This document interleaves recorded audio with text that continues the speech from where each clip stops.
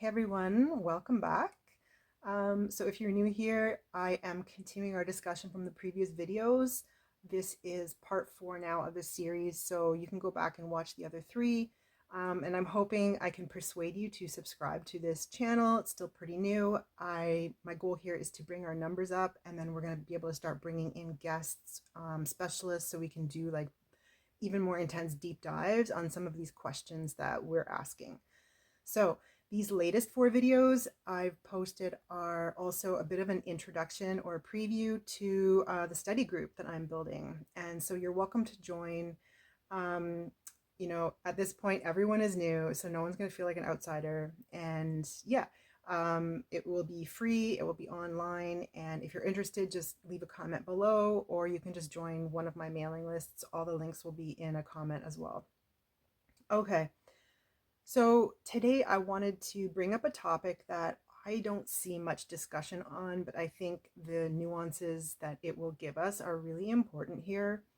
And that is the relationship between neurocomplexity and the forms of higher perception that start bringing us into the territory of what we call the transcendent or the spiritual, or ultimately it's all transpersonal. And it's really important that we anchor this discussion now directly, like amongst ourselves, and start building up our own conversation around it, rather than waiting for like a certain intersection of neuroscience and like official discourse to start capturing the meaning, the direct meaning that we are able to produce and recognize within this in order for our own co-calibration. So I know that sounds a little bit abstract, but if you're with me, like I think you know what I mean, because what ends up happening then is these energies get siphoned into like existing dominant trajectories and nothing really changes. So we have the opportunity for like digging below that, like before it really starts to harden and calcify. And it's already begun. So this is a little bit of an intervention. Um, so, what I see at the heart of this discussion and at the heart of this connection between neurodivergence and like transcendent forms of perception is obviously number one, having greater sensitivity or receptivity, and two, the potential for expanded perception. And like, let's just be clear, like, this does exist for everyone. And I think that some of these cases of neurodiversity, I'm not denying or negating differences here. It's really important that I make that point. I'm just saying that this is kind of, it's kind of a way to highlight like some of these abilities that we do have. Like we are talking about the human sensorium, and I'm going to expand on some of like the more philosophy of science moves behind this in a minute. But if you were here like 20 years ago, you'll remember how the vocabulary we were using was like largely focused on the highly sensitive person. And there was a bestseller by Elaine Aron. And if you were like me, you knew you had to read this because this definitely had some answers for like, what is wrong with you? And there was definitely like as if there was some kind of like deficiency involved in having greater awareness, right? We can understand now that it's all about like how you're able to like plug into the capitalist functionalist economy basically. But back then too, like OCD was used as this like low-key insult, and people would talk about like autistic savants and just really like reducing people to one or two abilities that could be coded as like above average or desirable. And so terminology is always shifting, which is fine. It's a good thing. It reflects like upgrades that we have in our social awareness and understanding for certain phenomena. So it's good that we upgrade our vocabulary to make sure that our words are still in sync with the upgraded versions of the concepts that we're using and trying to pick out. And at this point, like before I get deeper into like the neurocomplexity aspect here, I just want to like make a little side note on like two ways that language operates. There's this is the way I see it for the purpose of this discussion. Okay, so there's like a bottom up approach to the use of language, and there's a top down approach.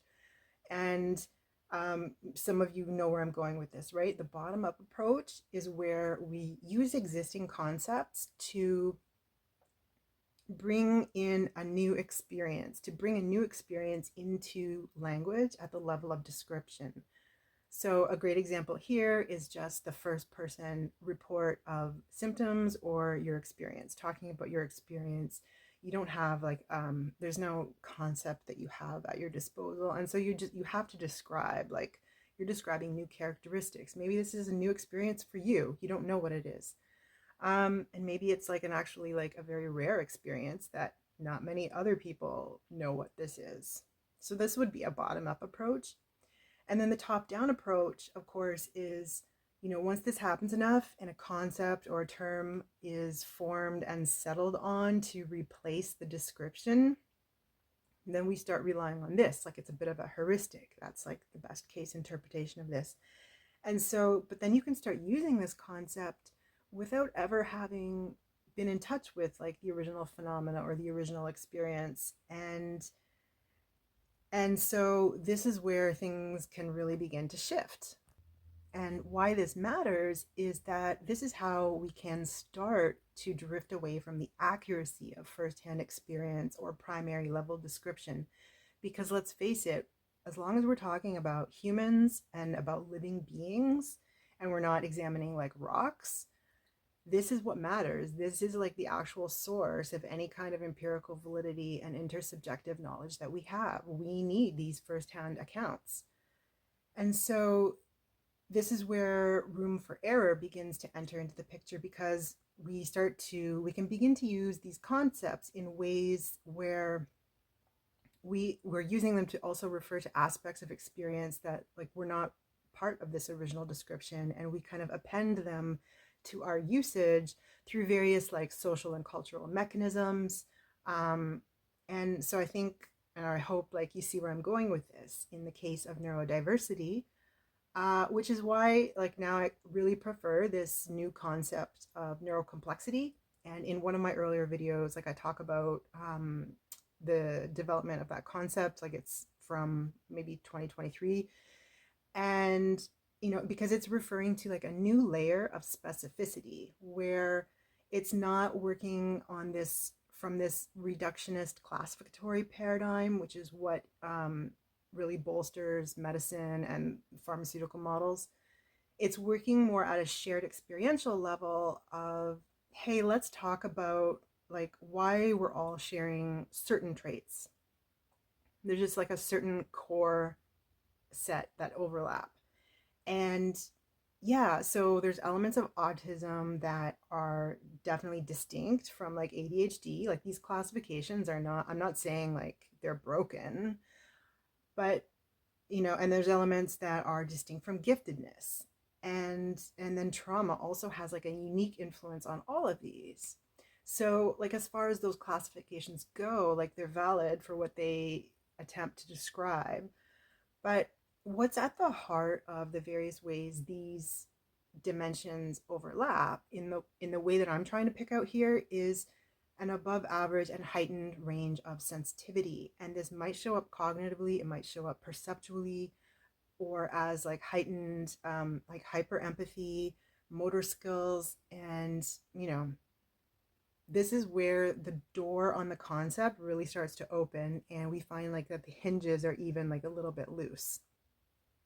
And so my thoughts here are, instead of taking this collection of experiential phenomena and applying this like horizontal classification to it that produces categories which plug in as functions to the DSM or for educational psychology, what if we return to the level of firsthand descriptions about the experience of sensitivity itself, and at least within this context, release the existing classifications determining our perception and cognition of this topic, so that we can finish the project of primary description, because it is absolutely unfinished.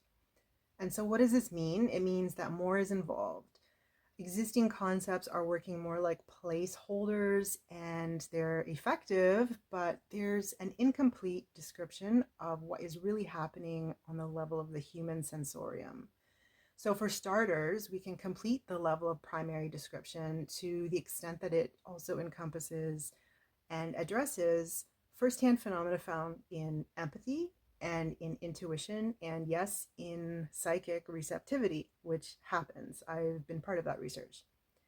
So, because for sure, when we release also even more adjacent cultural categories that we use here, like we talk about indigo kids and the blue-ray starseeds and crystalline kids, and these are all like also picking out and sharing a lot of these the same phenomena as, for example, the overexcitabilities of gifted kids or the intense depth of perception and basically claircognizance that we see in some individuals with autism.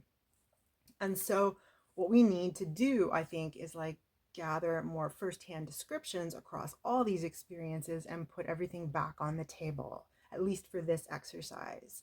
And because there's absolutely like a significant likelihood that the concepts within neurodivergence, as I've already suggested, are to some degree, they're still, if not premature, they're still, it's not like they're fully baked. They're not fully like, there's some loose hinges in here. And so, and they may only, they're valid, but like the range of validity may be very narrow, right? For example, like plugging into the DSM. So, just to be clear again, like I'm not trying to like deny real differences at all. Like this is not a failure to like accept them, as I've said. But on the contrary, I think that gaining more experiential data in firsthand types of like co-calibration exchanges that I would like to see, this actually brings in more understanding and helps us avoid getting stuck in like the manipulation of language and the calcification of the development of real vital energies. So I know this has sounded a little bit abstract so far, but those of you who are like already on this track thinking this way, I know you'll understand what I'm getting at here. I think we're already at the point of, needing to start talking about this and doing this. So that's what I would like to see, which is like more of a focus on neurocomplexity in the interim, because it does include these dimensions of empathy and intuition.